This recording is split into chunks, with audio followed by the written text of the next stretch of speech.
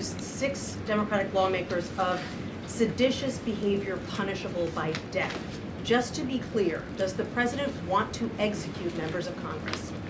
No. Let's be clear about what the president is responding to, because many in this room want to talk about the president's response, but not what brought the president to responding in this way. You have sitting members of the United States Congress who conspired together to orchestrate a video message to members of the United States military, to active duty service members, to members of the national security apparatus, encouraging them to defy the president's lawful orders.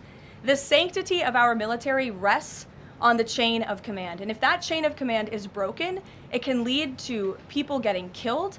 It can lead to chaos. And that's what these members of Congress who swore an oath to abide by the Constitution are essentially encouraging. We have 1.3 active duty service members in this country. And if they hear this radical message from sitting members of Congress, that could inspire chaos, and it could incite violence, and it certainly could disrupt the chain of command.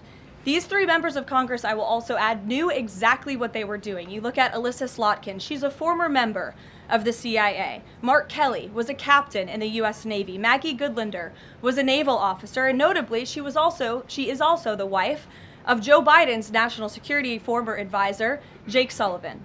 And so these members knew what they were doing. They were leading into their credentials as former members of our military, as veterans, as former members of the national security apparatus to signal to people serving under this commander-in-chief, Donald Trump, that you can defy him and you can betray your oath of office. That is a very, very dangerous message, and it perhaps is punishable by law. I'm not a lawyer. I'll leave that to the Department of Justice and the Department of War to decide. But the president has Chris, frequently, but Caroline, can I just follow up? The president and the vice president, for that matter, have accused the other side of encouraging political violence. Isn't that exactly what the president is doing when he says that members of Congress should be killed? Why aren't you talking about what these members of Congress are doing to encourage and incite violence? They are literally saying to 1.3 million active duty service members not to defy the chain of command, not to follow lawful orders. Actually, Every they said single you can refuse an illegal order, which but is they are uniform but they're military suggesting justice. they're